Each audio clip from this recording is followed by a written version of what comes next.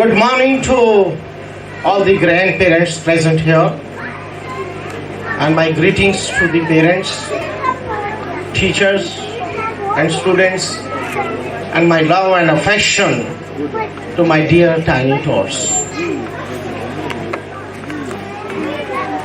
Today I will start my talk with a small story of little children. Do you read little kids' stories? Do you read? Any of you? No. We being educationists, we have always books around us, in our house, in our bedrooms, everywhere, because these are the days of selection of the books. So, a few days back, some of the books were lying in our room, which is a living room, and my wife was selecting some books. I had lay hand on one book and just opened one small story. I was very much impressed with the story and the message it conveyed to me. And today I will like that all of you should take the message, the impactful message from that story,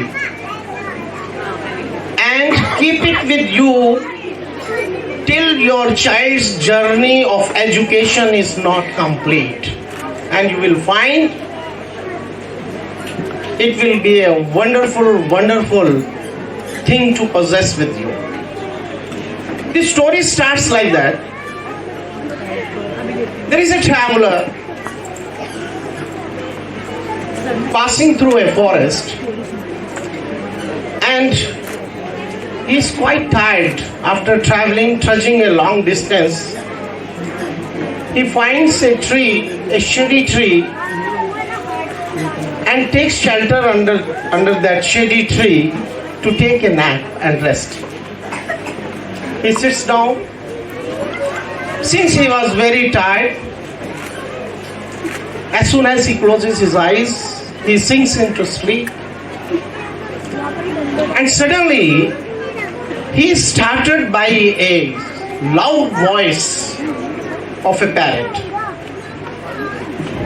The parrot says, "I will bite you, you traveler. Go away from here."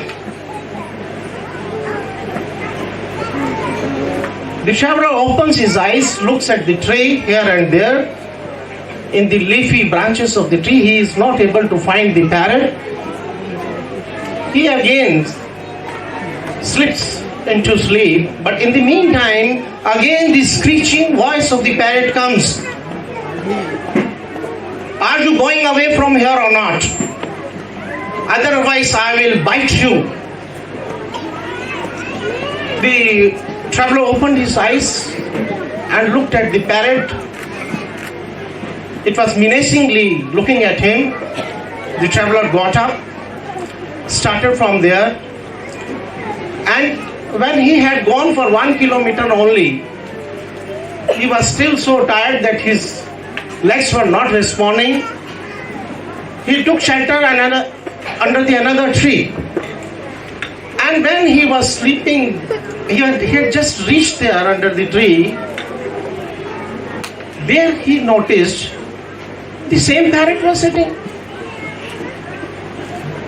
And the parrot was asking him, "You are very tired. Should I bring some fruit for you? Should I bring some water for you?" The traveler was very surprised. How does it happen that under one tree, the same parrot is telling me that I will bite you, I will kill you, and on another tree, the same parrot is saying, "Should I bring something for you? Should I bring fruits for you?" Anyhow, as he was thinking about that, the parrot took a flight and started flying towards one direction. The traveler was very surprised. He started following the parrot. And after some time, the parrot sat on a tree While following the parrot, the traveler found himself landed in an ashram. And there he met with the guru of that ashram who was there. He put his mystic question,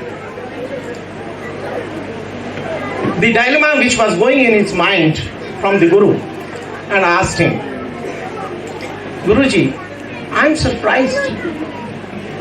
The parrot which is sitting on the tree in front of you, when he was sitting on one tree, he was shouting at me, he was threatening me, and when on the another tree he was sitting, he was very polite, very kind, asking for water also, asking for fruits also.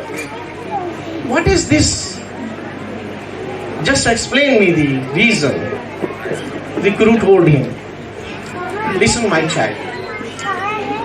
Actually, 2 years back, a she parrot gave birth to 2 parrots. And one of the hunter, when he came, one parrot was trapped, but the other parrot fell down and was injured. And my pupil were over there nearby. They took him and brought him in the ashram, nurtured him, nursed him, and he is being reared in our ashram itself. So the parrot is not the same. The parrots are from the same she bird, but one is staying with the hunter, another is staying with my children, with my pupil in my ashram. So it is the reason of the different behavior is only because of the different environment they have got. One is with the hunter, another is with the ashram. So the message, try to understand. Keep this story with you till the end. Rather, the journey of your child's studies, that the environment plays a very big role in the personality development of anybody. Whether it is a human being or a bird or anything. So, the first and most important thing on which we focus in our St. Teresa school is that we try to provide the best environment to the students. You must have seen just now in the documentary which was displayed that we try to provide the all facilities to the students.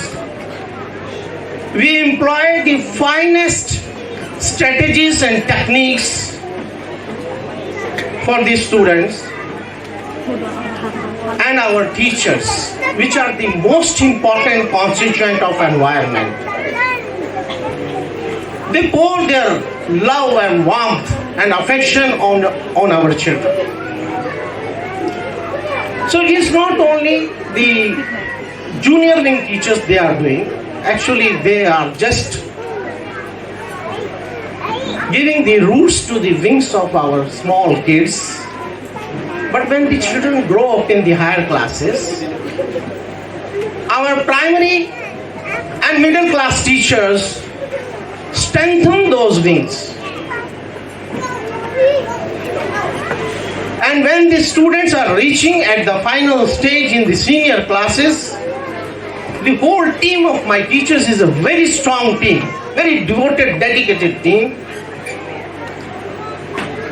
Those teachers, I will not name even one, because if I name one, others will think that my name has not come. Actually, everyone is a gem teacher with me. So they provide wings to the wings of the students so that they can fly high in the sky and reach and perch on any peak in this world. That is the type of strong teachers I have got, and they give the best environment to your students. Another point which I would like to emphasize is that we believe that each child is having immense potential, tremendous powers, slumbering powers in the child. So our teachers all the time keep on looking at them with magnified glasses,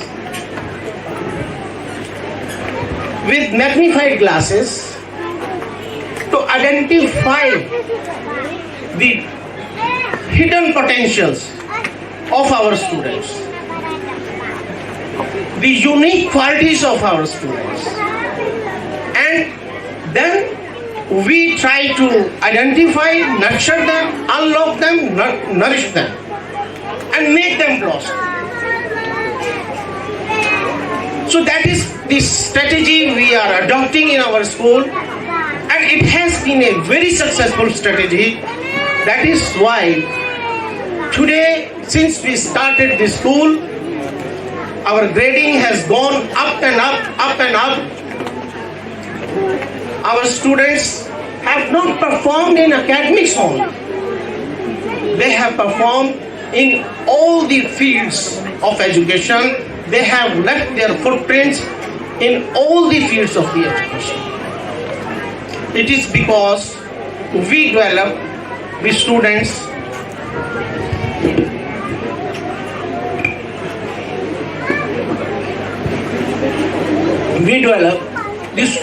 hidden potential.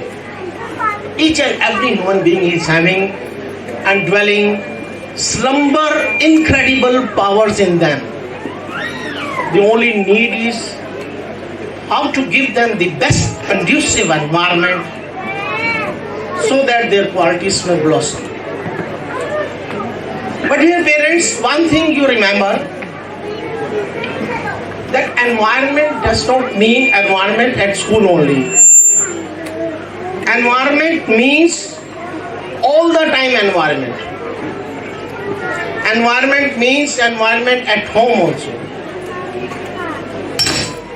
Environment means environment when the child is playing in the playground also. Environment means when at your home some relatives have come, how the child is behaving at that time and how you are directing it. So we both have to work together. That is why most of the time I say that when you trust us and put the child to us, the child is not yours. I remove the why and say the child is ours only. That is of the school and the parents only. So that is my approach always. So the environment best has to be given at home also. That means that the child's habits, eating habits, sleeping habits, everything has to be monitored from the very beginning, so that our each step is directed towards the peak. I'll finish my talk with a small story. On a mountain, two travelers were trying to reach the peak. They met with one wise saint on the way, and both of them asked him that we want to reach the peak and we are not able to find the way. Could you please tell us the way? The wise saint man stopped for a moment and then said, both of you see that while you are walking, your each step should be directed towards the peak. You will yourself find the way to the peak. So who are those two travelers here? The parents and the school. And what is the peak? Peak is the potential of the child which is in the child, and we both of us have to reach it along with the child. So we will do the best, and I am sure that you will also support and cooperate us.